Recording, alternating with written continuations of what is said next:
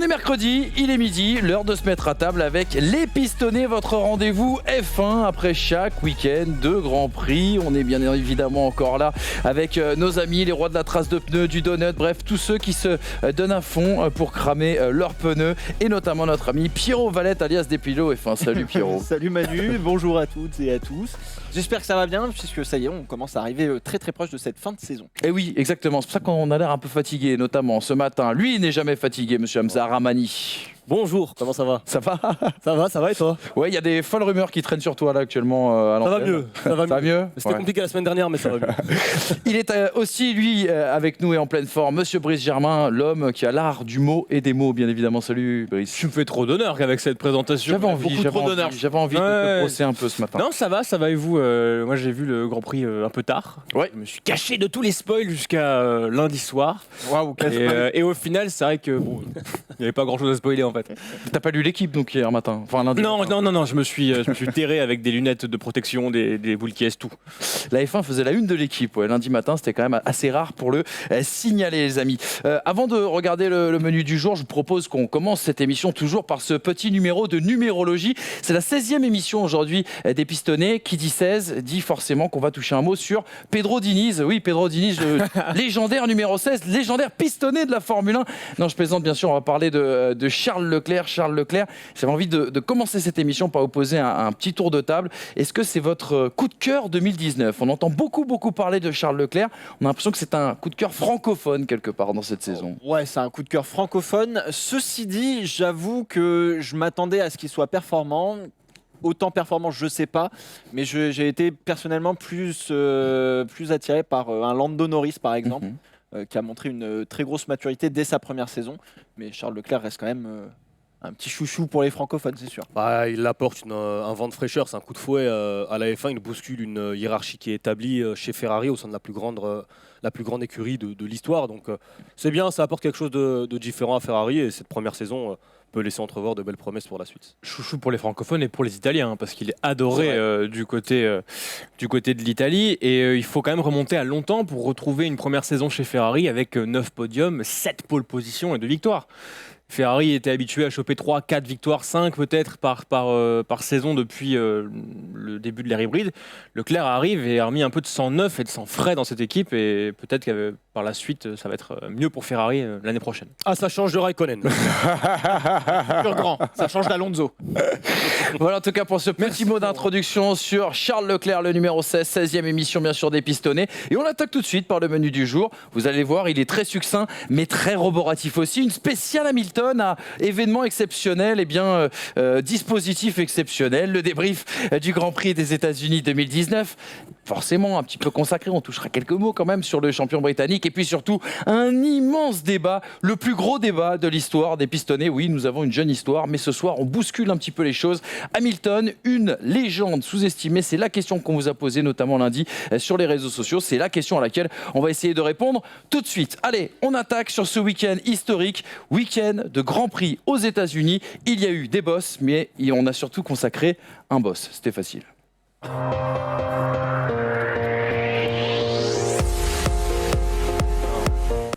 Non, c'est pas validé, apparemment, comme jeu de mots. Le Grand Prix, bien sûr, des États-Unis, 19e rendez-vous de cette saison 2019 de Formule 1, marqué par la 4e victoire cette saison du Finlandais Valtteri Bottas, mais surtout cette 2e place de Lewis Hamilton qui lui permet de dépasser Fangio, de devenir le 2e homme le plus titré de l'histoire avec cette 6e couronne. Verstappen complète le podium, une seule Ferrari à l'arrivée, celle de Leclerc, c'est mieux, qui réalise le meilleur tour. La belle remontée aussi également à signaler pour bien sûr Albon, Driver of the Day, et puis finalement et puis surtout une belle 6e place pour Ricciardo également. Suivent les deux McLaren, Norris devant Sainz, fallait le noter tout de même. À noter également la nouvelle arrivée dans les points pour Sergio Pérez et Nico Hülkenberg. Ceci nous amène aux 4 enseignements de cette course, de ce Grand Prix des Amériques. On dit Grand Prix des Amériques du côté d'Austin en 2019. Bottas, c'est trop tard et on va forcément le regretter. Le road trip américain pas si sympa que ça en tout cas pour Ferrari. Les boss d'Austin Austin. On commençait à en parler tout à l'heure. Et puis bien sûr le top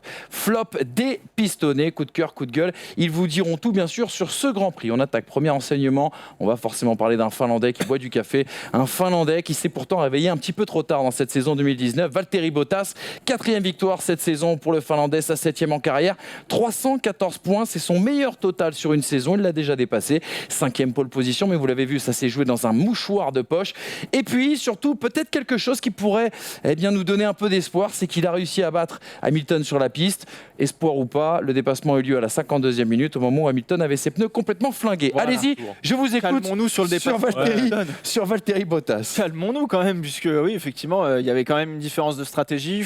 Je note quand même que Lewis Hamilton a fait preuve de roublardise, comme dirait Lionel Froissart. Roublardise sur Valtteri Bottas sur la première tentative de dépassement, où il l'emmène gentiment à l'extérieur. Voilà. Et roublardise avant de s'arrêter, où il repousse son arrêt d'un tour de la pour stratégie. gêner Valtteri Ça Bottas. s'appelle la stratégie, ça, Hein monsieur Hamdan. Calmons-nous. C'est de la roublardise, monsieur. On rappelle que le overtake difficulty était à 2 sur 70 là sur l'échelle du. Ah, les fameux graphiques. Ah, on va en parler. On va reparler de ces graphiques. Non mais enfin oui, c'est trop tard. Il a fait un bon début de saison, une bonne fin de saison, mais quand tu regardes les stats, il prend 105 points sur les 5 premières courses, il en prend 126 sur les 10 autres. Ouais. C'est-à-dire que c'est vraiment écroulé quoi. C'est vraiment dommage de voir que Bottas se réveille que à ce moment-là. Alors peut-être qu'il y a moins de pression du fait que Hamilton s'est joué depuis pratiquement Bakou, puisque depuis Bakou il n'a pas lâché la tête du championnat. Peut-être que ça il s'est enfin réveillé. Est-ce qu'on va avoir droit à un Bottas un petit peu comme Rosberg fin 2015, où une fois que le titre s'est joué à Austin, avait gagné coup sur coup les grands prix. Je crois qu'il avait fait 6 grands prix d'affilée à cheval sur 2 saisons. Ouais. Est-ce qu'on va avoir un Bottas de cette manière-là ou pas? Je sais pas, mais Je suis absolument pas d'accord avec ce que vous dites. Valtteri Bottas est un numéro 2. Il fait 4 victoires cette saison. Pour un numéro 2, c'est, je trouve, plus qu'acceptable. Il est dans son rôle. Ça n'a jamais été un génie du pilotage. Ça n'a pas, Tiens, c'est donc. pas un Sébastien Vettel qu'on retrouve en numéro 2 coéquipier de Lewis Hamilton. Non, il fait une bonne saison. Tu l'as dit. Une grande saison pour lui hein. Son record de points, peut-être même une grande saison. Ouais. Est-ce On lui le le disait. responsable du manque Monsieur de Ramani. concurrence de Lewis Hamilton? C'est un autre débat, mais il ne faut pas lui faire porter le chapeau sur le fait que Valtteri Bottas ne soit pas à la hauteur de Lewis Hamilton sur l'ensemble de la saison. La vraie problématique, c'est qu'on a vu qu'il pouvait être à la hauteur à des moments, et qu'à d'autres, sur le début de saison. oui, On parlait déjà en début de saison de la régularité. début de saison et fin de saison. Et il y a des moments où il n'a pas été à la hauteur. Il y a des moments où il prend des valises en termes de rythme qui sont phénoménales. Et il y a, je suis désolé de revenir dessus, mais il y a l'Allemagne. Et l'Allemagne, s'il met ce 25-0 qu'il doit mettre à Hamilton à ce moment-là, on ne parle pas de 6e titre d'Hamilton tout de suite.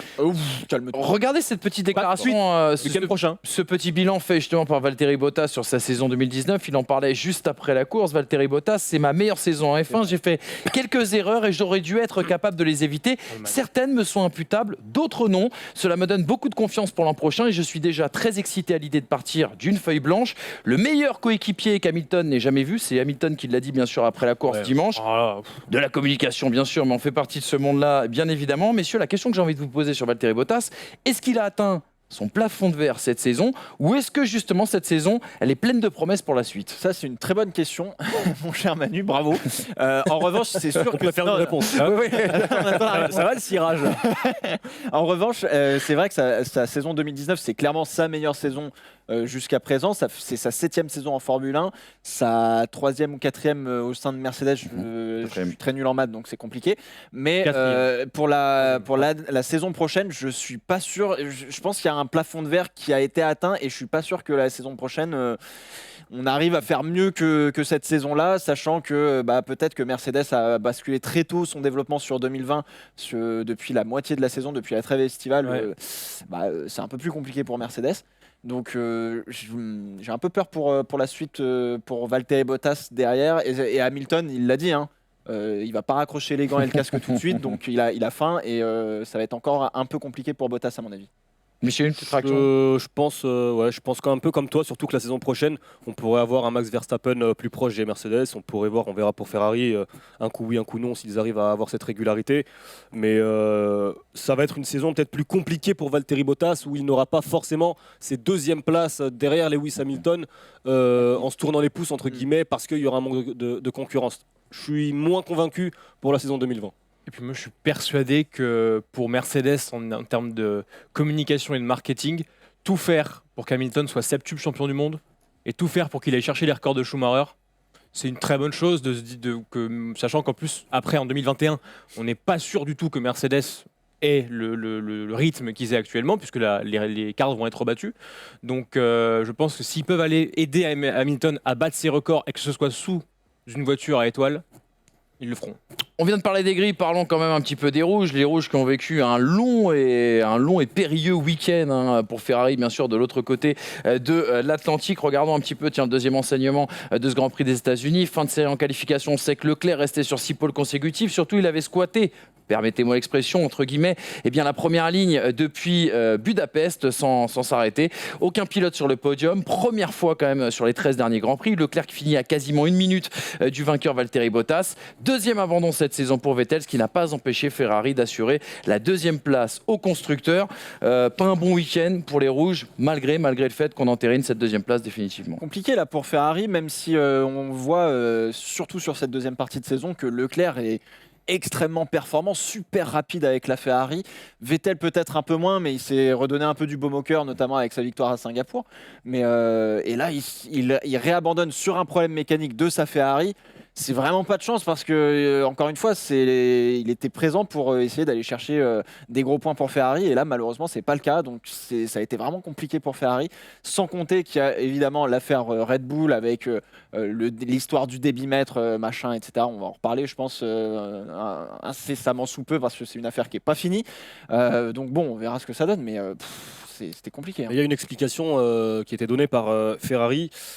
Ferrari explique son manque de vitesse en ligne droite par des réglages différents et par un appui aéro beaucoup plus important, ce qui fait qu'au final, il y a eu une perte au niveau de la vitesse pure, la vitesse de pointe, et pas par les changements sur le moteur suite. Il fallait bien qu'il trouve un truc à dire en même temps. Ouais.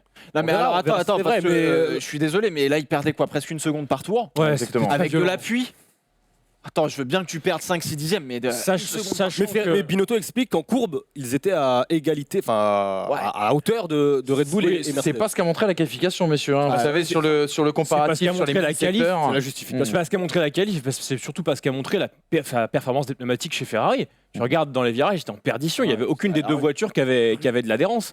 Et d'ailleurs, je comprends pas pourquoi ils n'ont pas retenté le même pari qui a été payant l'année dernière.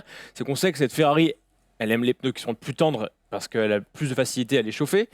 Mais pourquoi ils ne sont pas partis en soft ? Je veux dire, la stratégie en soft a marché pour beaucoup de pilotes. L'année dernière, Vettel part en médium, ça se passe pas bien. Raikkonen part en soft, ça se passe très très bien. Et les softs ont tenu. Et encore une fois, les softs tiennent sur ce circuit. Donc, j'ai pas vraiment compris pourquoi ils n'ont pas retenté ça.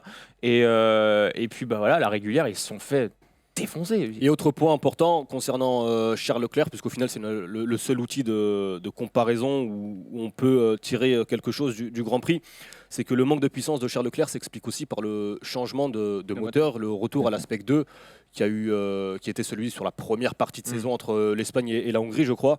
Donc forcément moins de puissance, c'est pas le moteur, le super moteur depuis Monza. Il y a quand même un vrai problème de fiabilité. C'est pas possible d'avoir à chaque week-end un problème comme ça de moteur derrière la suspension pour Vettel. Enfin, il y a quand même tout le temps un problème qui va venir ternir le week-end. C'est catastrophique. Dans les garages. Petite anecdote quand même qui a été rapportée par mon cher Hydro hier dans notre débrief.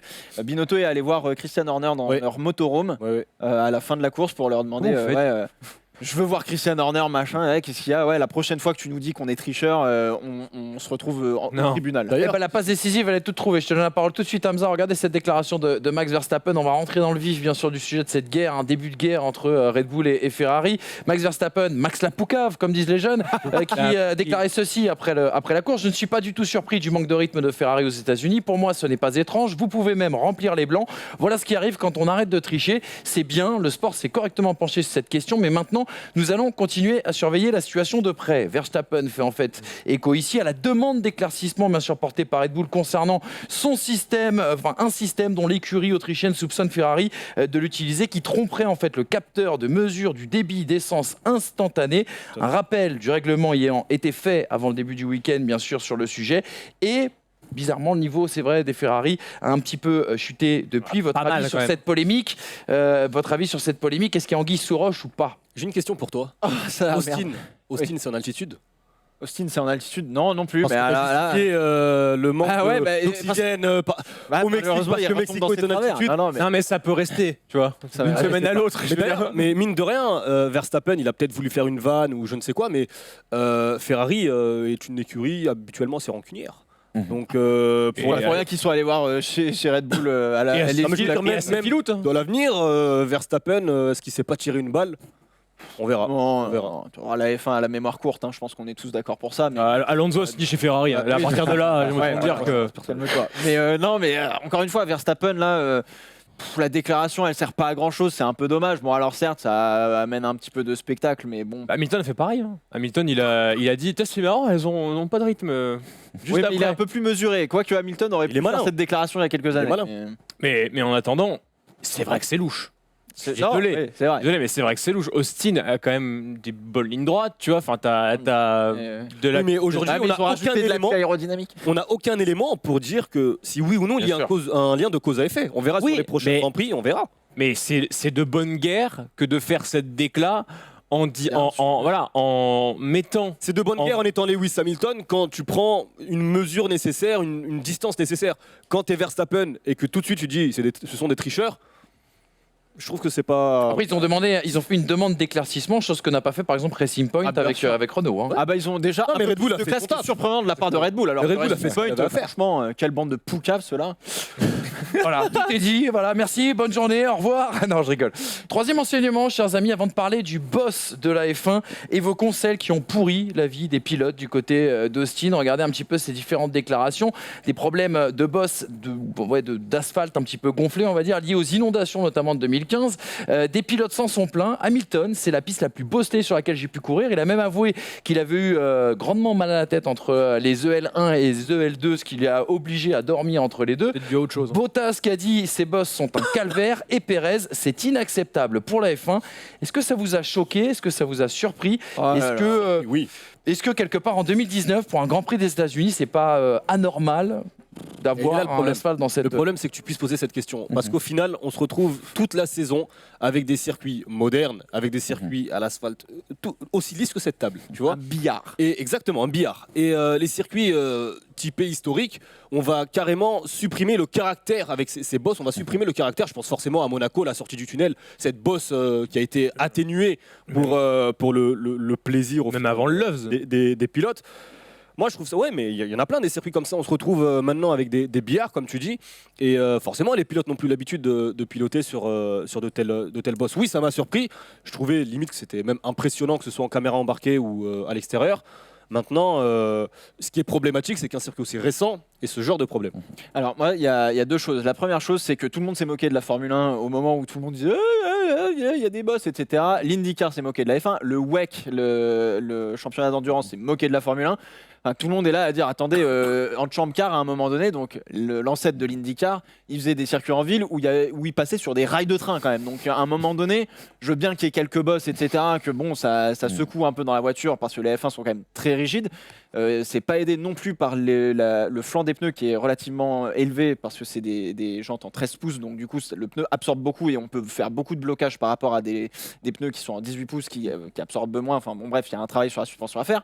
Mais là quand même, je suis désolé, les boss, ça, comme dit Hamza, ça donne du caractère. Et puis en plus ce circuit, c'est un peu dommage parce qu'à un moment donné, on l'a construit il y a 5-6 ans. Ouais. Il y a déjà des bosses, c'était pour 2012, il y a déjà des ouais. bosses, des fissures dans le tarmac, enfin, ils l'utilisent pas, qu'est-ce qui se passe? Alors il a été construit sur des marécages. Ouais, c'est le terrain le problème. Donc je comprends pas, voilà. Après, ce qui est très drôle, c'est qu'ils accusent le terrain d'Austin d'être mauvais, alors Il fallait réfléchir avant. Alors qu'ils veulent partir à Miami, la région vrai. la plus marécageuse du monde. Donc je m'entends de dire, bon, ça va, le problème va être un peu le même. Mais alors, ce qu'ils ont oublié aussi, c'est qu'une voiture, une Formule 1, quand ça démarre, ça arrache le goudron. C'est un goudron qui est quand même particulier. Et là, ils ont même remarqué un truc, c'est que ce goudron bougeait pendant les courses. C'est-à-dire que la piste, elle bouge sur le sol. C'est-à-dire que tu te rends compte? De toute façon, il suffit d'aller aux États-Unis pour se rendre compte qu'ils savent pas faire de route et de tarmac. Hein. Ça, c'est. Et voilà, on va encore avoir des problèmes. Désolé, mais les mecs, attendez, enfin, c'est des dalles de béton dégueulasses. Bon, Bah ça oui, donne du caractère. J'aime bien moi, perso. Mais... Ah bah surtout, t'as vu le grip qu'ils avaient? Ah bah. C'était du gravier, c'est pas du goudron, c'est du gravier qu'il y avait à la fin. Bien sûr. Mais bon. Les boss d'Austin, donc elles continueront à faire parler, notamment notre grand amoureux des États-Unis, le Nicolas Sarkozy de la Formule 1, on l'appelle toujours ainsi, Monsieur Pierrot Valette des Piello, de son nom de scène. Les coups de cœur, les coups de gueule, des pistonnés, c'est l'heure du 4e enseignement, bien sûr, de ce débrief du Grand Prix des États-Unis 2019. Bravo Daniel Ricciardo, ça c'est pour notre ami des Piello.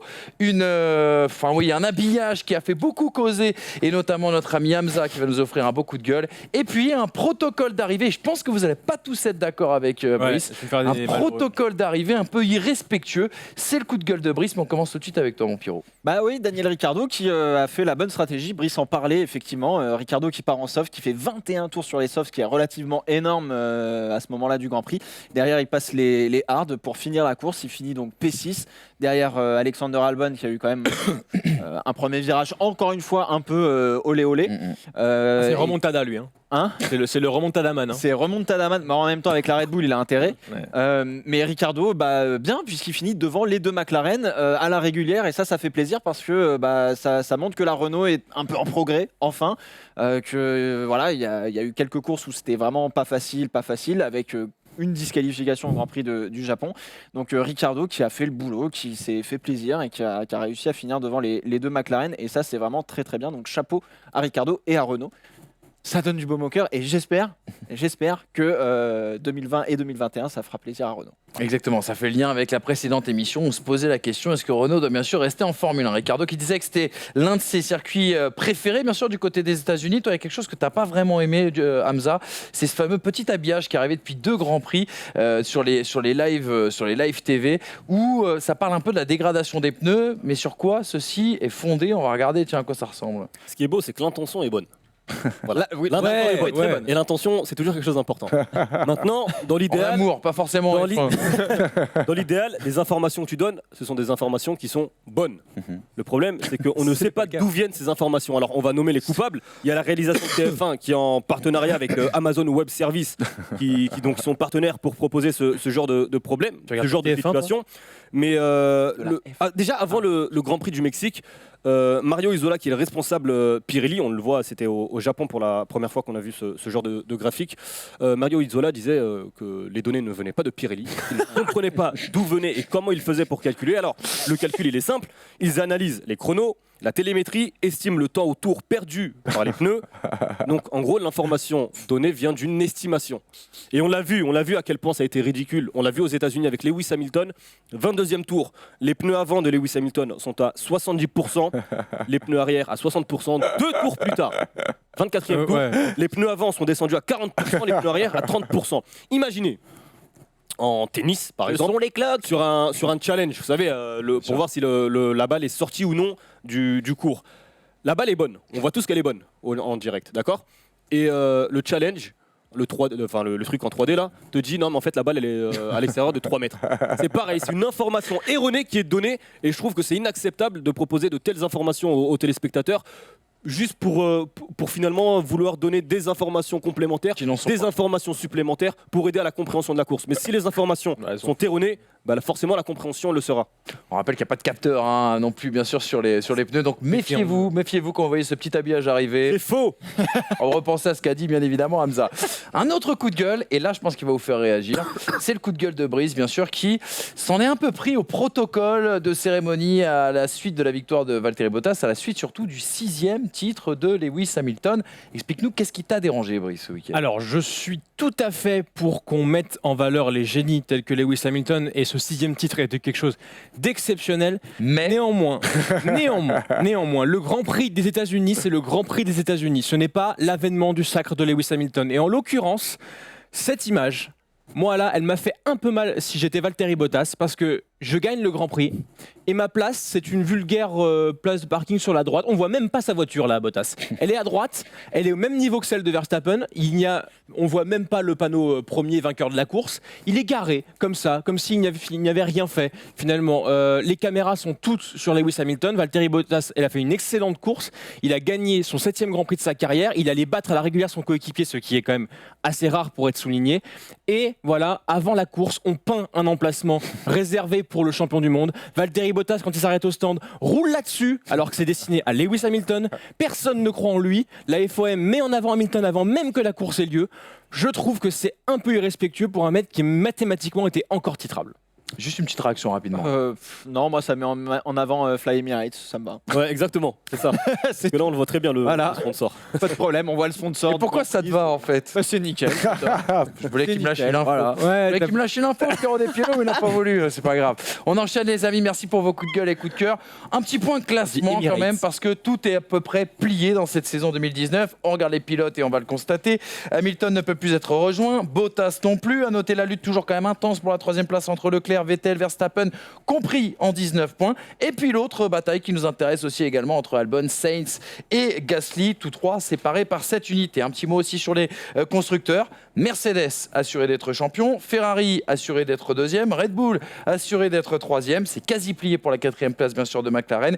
Et si Renault se détache, eh bien le duel Racing Point Toro Rosso s'annonce féroce pour la 6e place. Mais comme d'habitude, ça ne passera pas à la réalisation, bien sûr, de nos chaînes de télé préférées. Voilà, on passe tout de suite au prono. Maintenant qu'on a parlé des classements, c'est peut-être la dernière fois de cette saison qu'on évoque les classements. Non, pour Gasly, attends. Oui, c'est vrai, t'as raison. Pour Pierrot, il va pleurer tout de sinon. suite avec un autre classement, les pronos, vous allez voir, ça a beaucoup bougé. Un homme est parti en échappée. Mieux que dans le Tourmalet, pardon, excusez-moi. Brice Germain qui est désormais à 7 points. Hamza Armani 5-5. Et notre ami Pierrot des Piélos qui a perdu le bonus. J'avais dit qu'il prendrait moins 5 si jamais les As ne terminaient pas dans les points. Il a été sanctionné, rien n'est terminé, puisque je vous rappelle que les points pourraient compter double dans les semaines qui viennent, bien évidemment. Ah ouais, c'est Abu Dhabi, il y a 5 ans. Quoi, parce que ça a fait trop de dommages cette semaine, pas de bonus. Par contre, j'attends toujours le vainqueur et le meilleur tour. C'est quoi? C'est Brésil. Bon, moi j'en sais rien, moi. Hamilton, voilà. Qu'est-ce que tu veux que je te dise? Voilà, sécurité, là du pied. Sécurité. Max Verstappen, vainqueur. Ouais. Bah oui, Brésil, attends. Bottas, meilleur tour. Hamilton, vainqueur et Verstappen, meilleur tour.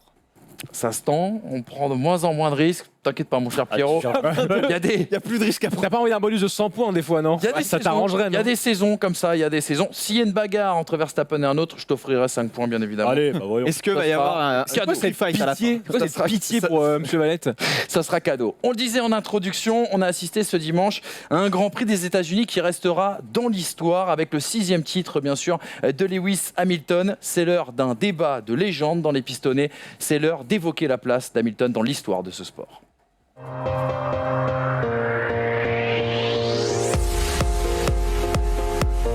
Depuis dimanche, Lewis Hamilton est rentré un petit peu plus dans l'histoire de la Formule 1, 6e titre mondial qui le place comme le 2e pilote le plus titré de l'histoire, qui le fait passer notamment devant un certain Juan Manuel Fangio. Imaginez que moi, quand j'étais petit, on pensait que Fangio ne serait jamais battu. Il a déjà été battu 2 fois depuis. Un petit coup d'œil d'ailleurs sur cette saison 2019. Exceptionnel pour le Britannique, il faut le dire, qu'il a vu prendre les commandes bien sûr dès le Grand Prix d'Espagne pour n'être quasiment plus inquiété ensuite. 10 victoires, 19 Grands Prix, 16 podiums, 40% des tours en tête, 100% de courses dans les points, 0 abandon, 4 pole positions. Alors c'est pas forcément la meilleure saison d'ailleurs sur cet exercice-là pour le Britannique, c'est même la pire depuis le début bien sûr de son arrivée chez Mercedes. Et puis 5 meilleurs tours, c'est lui qui les compile le plus depuis le début de cette saison. Regardez aussi également, cette déclaration de Lewis Hamilton, nouveau sextuple champion du monde après la course, qui nous disait ceci sur sa saison 2016. Ce titre est loin d'être le plus facile de tous ceux que j'ai gagnés. On a perdu Niki en termes d'émotion, ça a été les montagnes russes. On a connu notre 2e moitié de saison la plus difficile avec Mercedes. Si je n'ai rien montré, il y a eu des difficultés. J'ai dû affronter mes propres démons. On ne sait pas trop ce qu'il veut dire d'ailleurs par rapport à cette déclaration, mais il nous l'expliquera peut-être bien sûr un jour. Et puis une autre réaction, celle d'un internaute qui s'appelle Alex Is qui nous disait ceci, vous allez voir, je crois que normalement j'aurais dû vous le balancer après, mais c'est pas grave, on va se le regarder comme ça pour se faire plaisir. Le petit tweet d'Alex Is qui nous dit un titre sans saveur pour évoquer la saison 2019. Il n'a jamais eu réellement de bataille cette saison. Après, on ne peut pas reprocher son talent et l'ingéniosité de son équipe. Mercedes savent ce qu'ils font et ça paye. Après, par rapport à Bottas, Hamilton, il le met trop en avant. Première question de ce débat, les amis. Est-ce un titre sans saveur, comme certains ont pu le dire, certains ici présents en plateau, ou l'une des meilleures saisons comme l'a montré un petit peu, comme va le montrer ce comparatif qu'on va afficher bien sûr derrière le barco, le comparatif de tous les titres de Lewis Hamilton. Déjà, ça veut dire quoi la saveur? En fait, pour qui la saveur? C'est-à-dire que le fait qu'il soit le meilleur pilote actuel et que Mercedes soit la meilleure voiture actuelle ne fait pas que c'est sans saveur. Il faut aussi apprécier autre chose que des mecs qui se bagarrent en piste. Il faut aussi apprécier le talent de ce gars, le talent de cette équipe, le pragmatisme de cette équipe.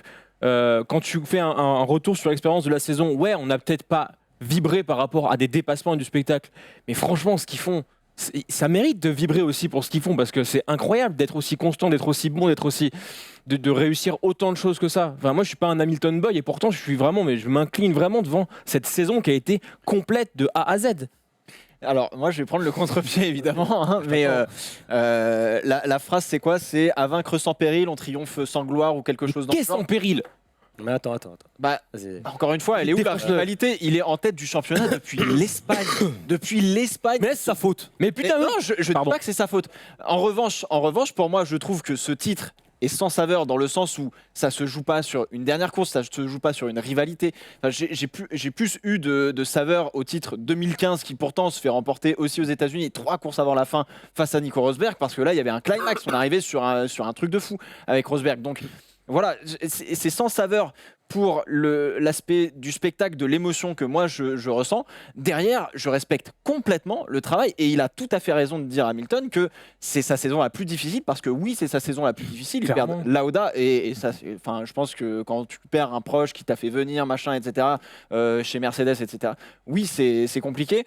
Derrière, il faut voir que toute la deuxième partie de saison, Mercedes, bah, ils se sont sortis les doigts parce que quand Ferrari était en difficulté ou quand Ferrari était en train d'essayer de gagner des courses, bah, ils arrivaient toujours à compenser et à faire des très bons résultats, voire à même gagner quand on ne les attendait nulle part. Donc non, effectivement, moi je respecte amplement la performance et je pense que c'est clairement l'une des plus dures, l'une des saisons les plus difficiles pour Lewis Hamilton qu'il ait faite pour remporter le championnat. En revanche, je la trouve sans saveur. Voilà, là dimanche quand il a remporté quand il a remporté le championnat.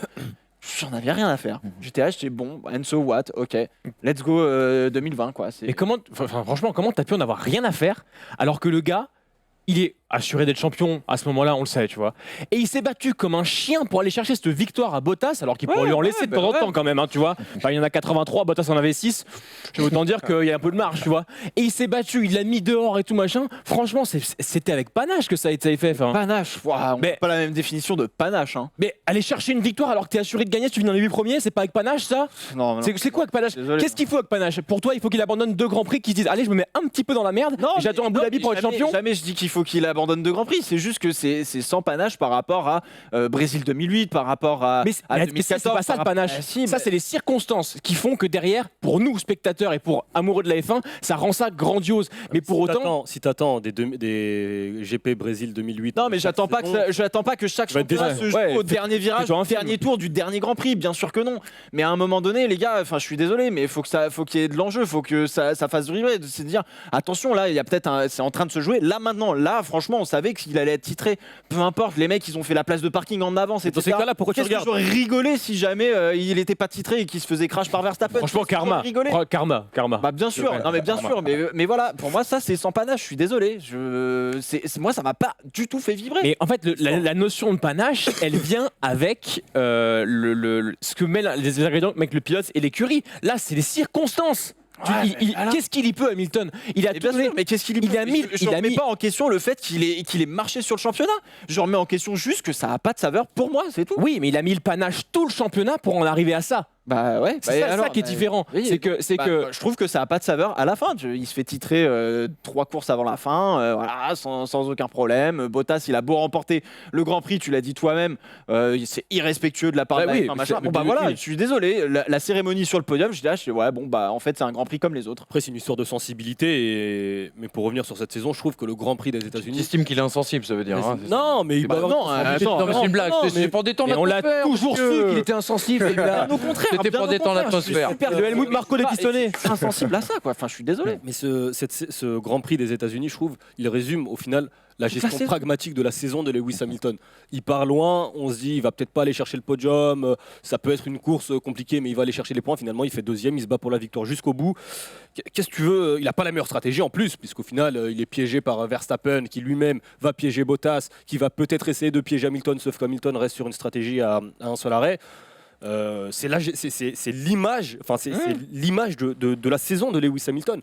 Et il a fait toute cette saison, je trouve, parfaitement. On en parlera tout à l'heure, mais c'est du pragmatisme. C'est vraiment du pragmatisme. Je voulais vous relancer là-dessus. Regardez ce tableau comparatif des 6 titres de Lewis Hamilton. On l'a entreaperçu là tout à l'heure dans cette émission. On va essayer de le revoir pour corroborer bien sûr avec ce que tu viens de nous dire, Hamza. Il y a notamment quelque chose d'assez impressionnant. C'est la saison où il a connu le moins de pole position. On serait tenté de penser que sa voiture n'était peut-être pas la meilleure cette saison dans l'exercice. Et pourtant, il pourrait battre ou égaler son record de victoire, son record de podium, son record de top 10. Et surtout, il n'a toujours pas abandonné. Est-ce que c'est pas sa meilleure saison à Lewis Hamilton? C'est clairement une de ses meilleures saisons. Je ne sais pas si c'est la meilleure, mais c'est une de ses meilleures parce que il a été dans la justesse pendant toute la saison. Ouais. Il a pris les points quand il fallait les prendre.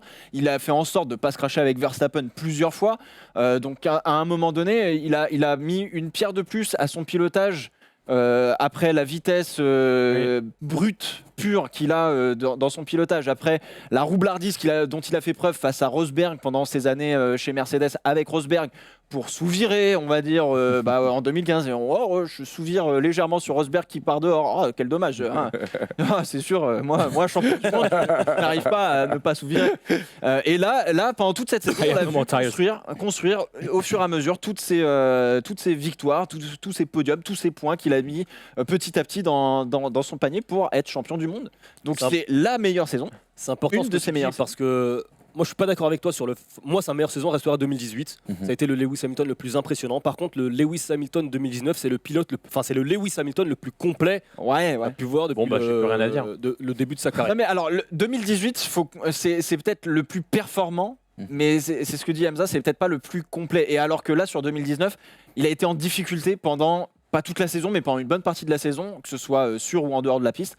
Ce qui fait que, pour moi, je trouve que c'est sa meilleure saison. Il y a eu quelques masterclass comme cette saison à Monaco, la Hongrie avec cet arrêt en plus par rapport à Verstappen, la gestion des pneus au Mexique où il a 15 tours de plus dans les gommes que Sébastien Vettel. Non, franchement, très très belle saison de Lewis Hamilton. T'as la moitié des courses où il ne doit pas gagner. Hein. Enfin, sur les 10 victoires, il y en a la moitié où il ne doit pas gagner sur le papier. Et il n'y a que cette alliance Mercedes, Bonington, Hamilton pour mener à la victoire. C'est-à-dire que il a pas le meilleur rythme, il n'a pas la meilleure voiture, et pour autant, tout s'enchaîne pour que on va se servir du talent de Lewis pour gagner 10 tours ici sur les pneumatiques, on va se servir de sa manière de gérer les pneus, on va se servir du fait que on sait que Ferrari va craquer par rapport à Red Bull, machin, tout ça, ils savent tout le prendre, faire une sauce et derrière te livrer un plat qui est magistral et à la fin, boum, il gagne. Donc, c'est effectivement, comme a dit Hamza, sa saison la plus complète parce qu'il réunit tous les ingrédients d'un pilote pragmatique qui va aller être titré. Peut-être pour ça aussi qu'on se dit que c'est sans saveur. C'est que, on se dit, moi non, mais toi, parce que peut-être qu'on l'a pas vu venir, on n'a pas vu cette domination venir aussi puissamment. Elle est très violente dans les points, mais on l'a pas forcément vu autant en piste. Et peut-être que d'ailleurs, il peut battre son record de points une saison. Sur les 2 dernières courses. Complètement. Parce que Ferrari est aux fraises aussi. Mais... Tu évoquais une chose intéressante. Tu as parlé de l'hégémonie de Mercedes. Regardons cette hégémonie de Mercedes, bien sûr, depuis 2014. Et on va forcément amener à une question sur Lewis Hamilton. Depuis 2014, c'est 6 titres constructeurs consécutifs. Ils ont égalé le record de Ferrari. 6 titres pilotes consécutifs. Ils ont battu le record de Ferrari. 86 victoires sur 118 possibles. 98 poles sur 118 possibles. On est à 72 et 78% de victoires et de pole position. Ce qui va m'amener à cette question, est-ce que l'hégémonie de Mercedes fait-elle qu'on a tendance à banaliser un petit peu les records, les performances justement de Lewis Hamilton? Regardez 2 messages qui arrivent dans ce sens-là, qui nous ont été écrits par nos internautes et suiveurs bien sûr du côté des pistonnés, qui vont aller complètement dans ce sens-là. 2 avis forts postés lundi. À vaincre sans péril, on triomphe sans gloire. Tiens, c'est une paraphrase de monsieur Pierrot. Hamilton n'a jamais été en duel cette saison, c'est dommage, mais ce n'est pas de sa faute. Comme Schumacher en son temps, Hamilton semble être un catalyseur au sein de son équipe. Autre message, cette fois-ci bien sûr de Ryan qui nous dit, comme on a pu le voir sur de nombreuses courses cette saison, qui ont été très peu intéressantes du fait de la superpuissance de sa voiture Mercedes et de l'écurie. Effectivement, l'hégémonie Mercedes, mieux au triomphe d'Hamilton, un pilote très talentueux. Non, mais La question, alors moi, je pose une question. Est-ce que l'hégémonie Ferrari a banalisé Michael Schumacher? Un petit peu. Sur le moment, oui. Après, sur le moment, oui. En fait, le truc, c'est qu'aujourd'hui, on va dire ça fait suer de voir Mercedes gagner, etc. Alors que c'est eux qui font le meilleur job, c'est eux qui sont les meilleurs, que ce soit Hamilton. Et Hamilton sans Mercedes, ce serait pas Hamilton comme on le connaît aujourd'hui, comme Schumacher sans Ferrari, ce serait pas ce qu'on connaît aujourd'hui, et vice versa. Et Schumacher avait besoin de Ferrari, enfin Ferrari avait besoin de Schumacher, Mercedes avait besoin d'Hamilton, parce que s'il n'y a pas Hamilton chez Mercedes, c'est peut-être pas ce que c'est aujourd'hui. Donc, est-ce que ça banalise le titre, les titres d'Hamilton aujourd'hui? Je sais pas. En tout cas, je suis en train de me dire qu'il faut absolument qu'on réalise qu'aujourd'hui, Hamilton est une légende vivante, bien plus que on s'en rappelait du temps de Schumacher, où on avait tendance à beaucoup banaliser la chose. Là, il faut vraiment comprendre que Hamilton, c'est plus un pilote un peu lambda qui essaie d'être au niveau d'un Schumacher, d'un Fangio, etc. C'est Hamilton. Ce sera Hamilton, comme aujourd'hui on parle de Schumacher, et il faut qu'on en prenne conscience dès aujourd'hui, parce que on l'a vu malheureusement à Spa, la vie peut être parfois très très courte, il faut faire attention à ça, et il faut vraiment comprendre qu'Hamilton, ça va être, De toute façon, c'est un pilote de légende. Comme très souvent dans ce type d'événement, on comprendra à la fin de sa carrière que Lewis Hamilton serait dommage, mais c'est à la fin de sa carrière que tout le monde réalisera vraiment que Lewis Hamilton... Moi, je le réalise déjà. Moi, personnellement, je le réalise déjà. Eh ben, savoure-le alors. Non, mais moi, je savoure.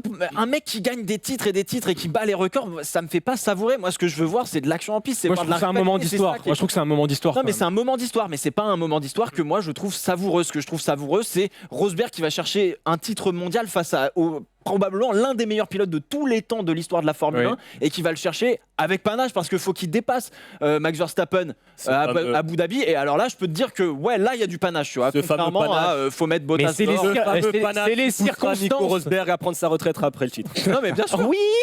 Bien sûr. Il l'a tué. À un moment donné, enfin, je veux dire, Rosberg a battu l'un des plus grands pilotes. Et d'ailleurs, puisqu'on en parle de Nico Rosberg, moi je trouve que pour son post Instagram, parce que Valtteri Bottas,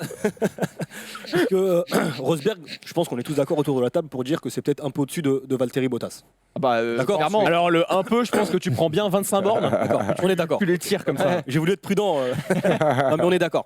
Je trouve que si Rosberg reste en F1, peut-être qu'on aurait eu une lutte. Déjà rien que la saison d'après, ça aurait été quelque chose qui aurait pu amener Lewis Hamilton encore plus haut. Je suis pas sûr qu'il aurait eu la force mentale, parce qu'il était vidé. De Rosberg. T'as qu'à voir Bottas, il est pas vidé. Mais il est pas dans la lutte. Mais est-ce que c'est pas une surprise à la fin de 2016 de te dire qu'à la fin de 2019, Lewis Hamilton est 6 fois champion du monde et qu'il est en passe de battre les records de Michael Schumacher? Non. Vous êtes vous avez que des certitudes à ce propos-là. C'est écrit. Non, c'est pas ça. C'est que c'était écrit par rapport à Mercedes. Ce qui n'était pas écrit, c'est l'écart qui n'allait pas se résorber avec Ferrari Red Bull. C'est ça qui n'était pas écrit. On se disait que la lutte, elle arrivait, oh putain, Vettel Hamilton, ça va être fou. La lutte, elle a eu lieu. Mais comme d'habitude, on enjolive toujours ce qu'on a envie de voir. Oui, non, mais arrête, tu te dis pas à la fin 2016, quand il a même pas 40 victoires, je crois, qu'il va aller à 83 3 ans après. C'est pas possible. Tu peux pas te dire ça. Tu peux pas te dire que à ce moment-là, la lutte c'est 4-4 Vettel-Hamilton. On se dit putain, on a affaire à deux énormes champions. Là, il y a vraiment une classe d'écart puisqu'il a 2 titres d'avance quand même. Mais et puis ce qui est bizarre, on banalise quand même, mais il y a un paradoxe, c'est que à chaque fois que des grands pilotes réalisent de grands exploits, c'est toujours sur une période de grosse domination. Oui, Vettel avec sa Red Bull, Schumacher avec sa Ferrari, Prost et Senna avec leur McLaren, tu vois. On a un petit peu dénigré ces dominations en se disant ça nuit au sport, mais au final, qu'est-ce qu'on retient de ce sport? Les légendes, ces mecs-là. Et c'est dommage de retenir ce qu'ils ont fait qu'après, c'est tout. Parce qu'aujourd'hui, si on dit que Mercedes tue la F1, non, elle crée des légendes. Là, elle a créé une légende, Lewis Hamilton. Non, mais je me répète par rapport à tout à l'heure, c'est pas de la faute de Mercedes, c'est pas de la faute de Lewis Hamilton, bien sûr. La concurrence n'est pas au rendez-vous. C'est la concurrence qui est aux fraises. Ça, je pense qu'on est d'accord pour le dire. Tu as le droit quand même, quand tu t'appelles Mercedes, d'avoir 2 pilotes qui puissent jouer la gagne, comme ça a été le cas à l'époque de Rosberg et de Hamilton, comme ça a été le cas aussi lorsque McLaren a pris Prost et Senna, par exemple. On a vu les problèmes, on a vu les dommages qu'a eu cette collaboration Rosberg-Hamilton. Peut-être que Mercedes a voulu tout simplement sécuriser sa place de numéro 1. Et là où le mérite revient aussi à Hamilton, c'est qu'il faut le faire, le choix de partir chez Mercedes en 2013. Hein. Ah oui, bien sûr. Quand tu es chez McLaren, bon alors McLaren 2012, c'est pas dans la colle. Pas la folie. On sait qu'ils mettent beaucoup de moyens au développement, effectivement, c'est vrai. Mais de là à savoir, tu peux pas savoir à l'avance que Mercedes va écraser la 2013, il est pété. Hein. Il fait un choix, le choix aurait pu être perdant, il est gagnant et bravo à lui. Impossible de ne pas évoquer, pour terminer ce débat, bien sûr, la place de Lewis Hamilton dans l'histoire de la Formule 1. Alors, on ne va pas partir sur des débats du café et du commerce à le comparer aux uns et aux autres, ou en tout cas Non, c'est à incomparable. dire quelle est sa place, qu'il est meilleur que Fangio, moins bon que Schumacher, meilleur que Senna, l'égal de Alain Prost. Mais posons quand même cette question, de quelle légende Lewis Hamilton se rapproche-t-il le plus? David Coulthard, lui, a son avis sur la question. Alors, il est britannique, il est écossais, peut-être que ceci doit jouer. Peut-il surpasser Michael? Bien sûr que oui, il a déjà sa place tout au sommet de la Formule 1, donc en tant que numéro 1. Ce qui le met vraiment à part de la grandeur de Senna ou Michael Schumacher, c'est son éthique sportive. Nous sommes privilégiés de voir évoluer ce grand talent et nous, les Britanniques, on ne l'apprécie pas autant qu'on ne le devrait, alias mâchoire carrée. David Coulthard, j'ai une histoire savoureuse à vous raconter à la fin de cette émission et ça concerne bien sûr l'un des participants de cette émission. Oh là. Les amis, David Coulthard qui nous raconte ça. Vous avez vu, même en Angleterre, on l'avait déjà dit, qu'il ne fait pas l'unanimité dans son pays, Lewis Hamilton. On sait qu'il va bientôt battre le record. Il pourrait bientôt battre le record de Michael Schumacher. Je pense qu'il n'y a plus beaucoup de suspense. À qui vous le comparez? Si je prends par exemple 3 noms, prenons Senna, prenons Prost, prenons Schumacher et regardons ce dernier habillage. Quelque part, il a ce côté excellent sur un tour très rapide, excellent en qualification à la Senna, le côté mystique, le côté spirituel, c'est également son modèle et son idole. Il y a le côté Schumacher avec cette chasse au record que l'on pensait imbattable, le leader aussi d'un team qui a tout gagné, qui a marqué l'histoire. Et puis cette saison, il nous a montré le pragmatisme et l'intelligence de course façon Alain Prost. Lewis Hamilton, de qui se rapproche le plus, parmi notamment ces 3 noms? C'est un peu ce que tu disais, au final, on va se répéter, mais oui, il se construit sa propre légende et il a pris un peu de tout. En fait, c'est le résumé de sa carrière. Il débute, c'est le talent d'Ayrton Senna qu'on voit d'abord, la vitesse de course, mais il y a aussi des erreurs où, parce qu'à tout prix veut chercher la victoire, il va commettre, moi je pense tout de suite à Monza en 2009, où il va se cracher dans le dernier tour alors qu'il est sur le podium. Derrière, il devient Schumacher. Tu parlais de Roublardis tout à l'heure avec Nico Rosberg pour aller écarter tranquillement ses concurrents. Cette saison 2019, c'est la gestion des pneus. Oui, cette année. Et la gestion des pneus, le calcul pour aller se dire j'ai pas besoin d'aller chercher la victoire, une deuxième place peut me suffire pour accentuer mon avance au championnat. C'est Alain Prost. C'est une évolution qui fait qu'aujourd'hui on a l'impression qu'on a peut-être le meilleur de chacun en Lewis Hamilton. Ça veut dire que c'est le plus grand de tous les temps alors? C'est plus pour moi pas comparer les époques. Ouais, en fait, voilà, tu sais pas ce qu'il aurait fait avec une bagnole 70, comme tu sais pas ce qu'auraient fait les pilotes 70 avec les voitures actuelles. Ce qui est sûr et certain, c'est que c'est le garçon. Il y a Rachida Dati qui s'est invité chez les Pistonnés. C'est incroyable cette émission. C'est incroyable cette émission. Bravo. Excusez-moi. Lewis Hamilton, Rachida Dati. Bravo Rachida. Notre femme politique préférée, on peut le dire. Erwan à votre aide. Vas-y, je t'en prie, Brice. Ouais, je sais plus ce que je dis. Alors moi je reprends pas son. Non, mais t'es un enfoiré. Moi je trouve que c'est incomparable. Alors on peut pas comparer les époques, mais aujourd'hui, moi je trouve que c'est le plus grand pilote de tous les temps de la Formule 1. Point. C'est pas une question de comparer les époques, machin, mais parce que c'est le seul qui a autant gagné. Alors évidemment les époques sont pas comparables, mais après il faut prendre les ratios pour comparer ce qui est comparable, pour essayer de mettre sur une même base à peu près tout le monde. Mais je trouve que c'est le plus grand de tous les temps parce qu'en dehors de la Formule 1, c'est quelqu'un à proprement parler, comme ça pouvait être le cas de certains pilotes dans les années 70, dont on n'arrête pas d'aduler parce qu'effectivement, c'était des mecs qui faisaient la fête, qui pouvaient mourir le lendemain parce que ils se prenaient dans un crash. Là, aujourd'hui, Hamilton, c'est le seul qui, en dehors de la Formule 1, est quelqu'un qui fait plein de choses et puis sur la piste, il défonce tout sur son passage. Ça fait pas lui un meilleur pilote. Hein.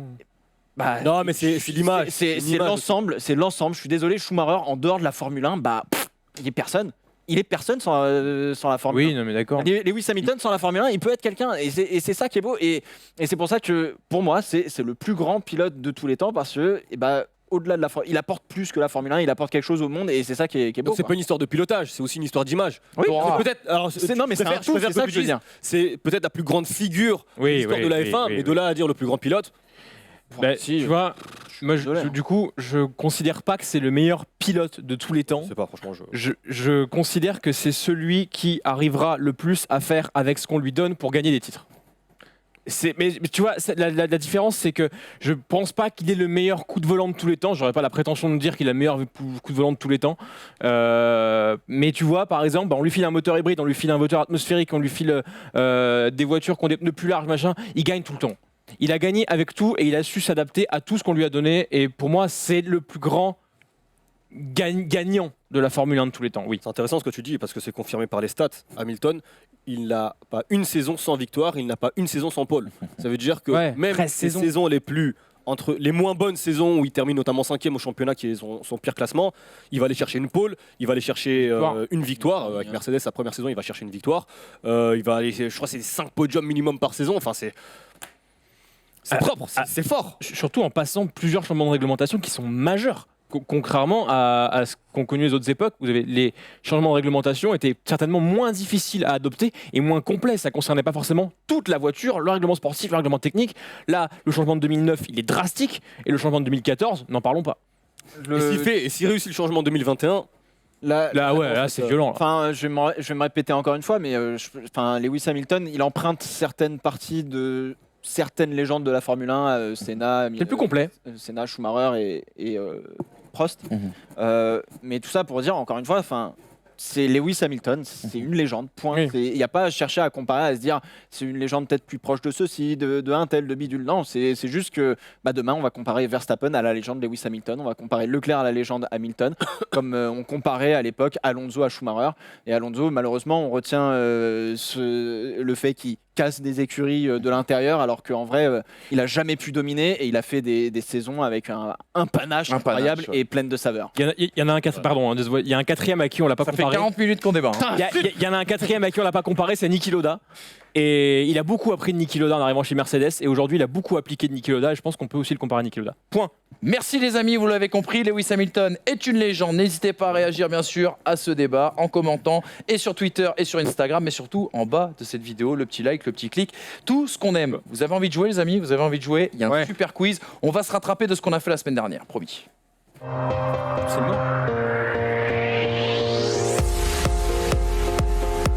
Allez, on va très vite sur le quiz. La semaine dernière, ça a été un fiasco total. On a tout remis à zéro et on repart tout de suite pour 2 séances d'essais libres, histoire d'être bien chaud. Première séance d'essais libres avec 7 questions sur 1016 Grands Prix disputés dans l'histoire de la Formule 1. Combien se sont courus avec au moins un Britannique au départ? 1000. Hommage à Lewis Hamilton. 1000 Grands Prix. Un point, bien sûr, pour notre ami Brice, La stat. qui passe directement, bien sûr, en essai libre 2. On est là uniquement pour se chauffer. Quel est le... Deuxième question, essai libre 2. Quel est le recordman des victoires pour le prochain Grand Prix qui nous attend, le Grand Prix du Brésil?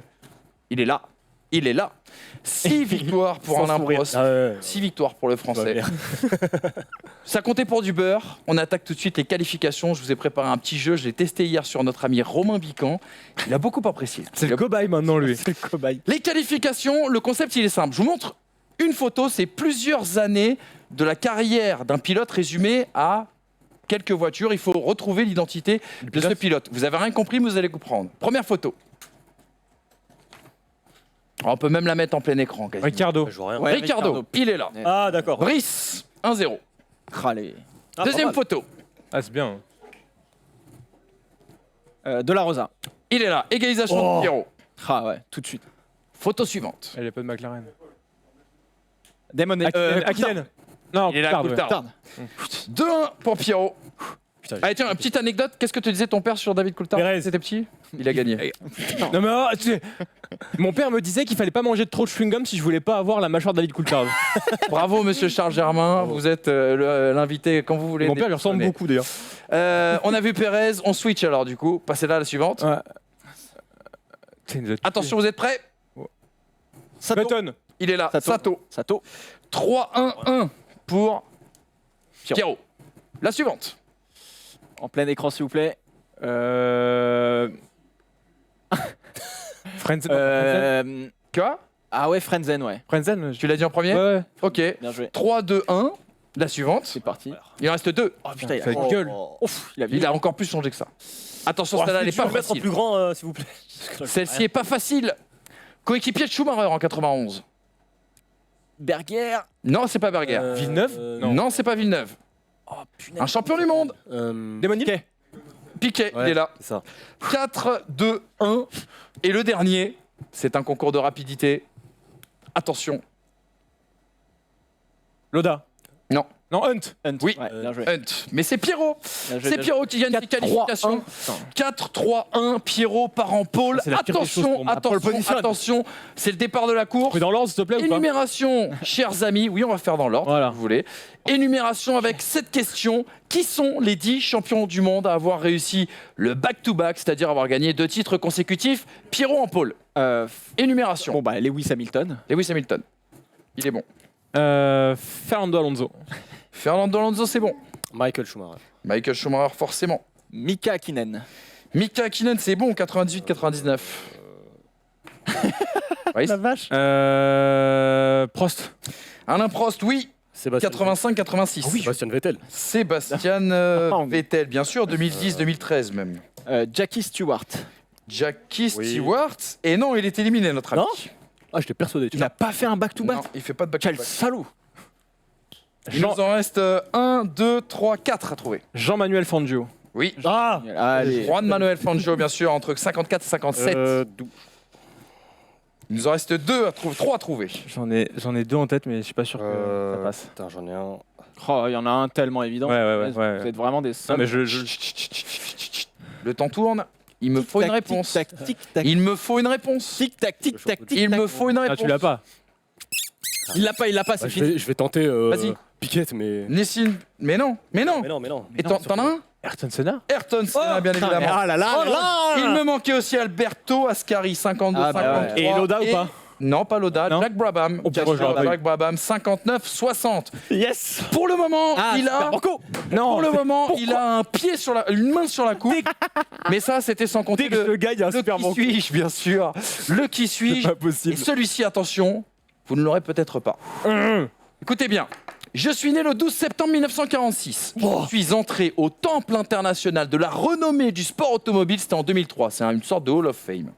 Je suis considéré comme l'une des éclosions les plus fulgurantes que la F1 ait connues dans son histoire. On peut saluer ma longévité. J'ai arrêté quand même au plus haut niveau à 50 ans. Je suis toujours en vie. Nigel Mansell. Non. Louis Chiron. Non. Je suis toujours en vie, mais je suis aujourd'hui complètement ruiné, avec une 60aine de procès et quelques divorces. What? C'est pour ça que je l'aime beaucoup aussi. J'ai pourtant fait partie de la légende de la Formule 1, 149 courses, 6 pole positions, 35 podiums, 14 victoires. J'ai même été manager de pilote. Je me suis occupé d'un certain Keke Rosberg. Le sport automobile d'ailleurs coule dans mon sang et dans celui de ma famille. Pas étonnant que mon frère, mon neveu, mes 2 fils soient devenus pilotes eux-mêmes. Granil. Non. Ça va tellement loin que ma fille s'est mariée à un pilote de F1. Enfin bon, pas un très bon. L'italien Max Papis. C'est pas Jackie X. À la base, je débute dans les années 60 comme mécanicien. Je suis pris par le virus de la course et je commence par faire des courses de moto avant de me lancer en karting. Je sais pas. À 21 ans, après un dernier titre en monoplace au pays, je débarque en Grande-Bretagne en F3 où je me fais connaître. Colin Chapman à l'époque me repère. C'est le coup de foudre. Jacques C'est le- Lafitte. C'est pas Jacques Lafitte. Punaise. Je débute en On se met F1. au cul. Je débute en F1 en 1970 dans son écurie, dans l'écurie Chapman. de Chapman, excusez-moi. En gagnant ma première victoire, écoutez bien, en gagnant ma première victoire aux États-Unis quelques semaines après le décès de mon coéquipier, je l'aide du même Jackie coup, Stewart. non, à devenir l'unique champion du monde à titre posthume de l'histoire de la F1. Ronnie Peterson. C'est pas Non, c'est Jock Rint. non, j'aide Ah oui, d'accord. pied à devenir Ah, l'unique merde. champion à titre posthume. Oh, c'est qui le. L'histoire, je vais la marquer moi aussi 2 ans plus tard en devenant le plus jeune champion du monde de la discipline, un record qui tiendra 23 ans battu par Fernando Alonso en je sais 2005. pas. Vous l'avez pas Scheckter. J'ai donc été champion du monde, mais je n'ai pas réussi à faire le back-to-back à cause d'une blessure l'année suivante. Ulm. C'est privé, c'est pas Ulm. Ah, j'ai pas- J'avais pourtant dominé toute la première partie de saison, mais à l'arrêt, j'assiste en spectateur au 3e titre de Jackie Stewart. En 76, je m'éloigne Brabham de la Formule 1 après un dernier titre chez McLaren. Tu m'as dit quoi? Je dis Brabham. Non. Moi, je l'ai. Après un retour avorté en 84 en F1, je pars aux États-Unis, je gagne 500 miles d'Indianapolis. Andretti. C'est pas Mario Andretti. Fittipaldi. Fittipaldi. Il est là, il est là, il est là. Il est honteux, mais il gagne la Coupe Magnus. Regardez, elle est belle cette image. le pognon. Elle est belle cette image. On aime cette image. Voilà pourquoi on aime le sport automobile. Merci à tous d'avoir été avec nous. Le champion, il est là. Au bout du suspense, il m'a fait peur. Voilà les amis, Grand Prix du Brésil, il fallait qu'on parle forcément de Fittipaldi, l'homme qui était à trouver aujourd'hui. Merci à tous d'avoir été avec nous. Émission de légende, j'espère. Débat en tout cas sur une légende. Ouh là là, il est très tard. Bonne journée à tous. On se retrouve dans 15 jours après le Grand Prix du Brésil à Interlagos. Merci bien sûr Brice Germain, merci Hamza Ramani, merci monsieur Pierrot Despiello, monsieur Pierre-Olivier Valette. Salut à tous, bonne journée. Prenez soin de vous.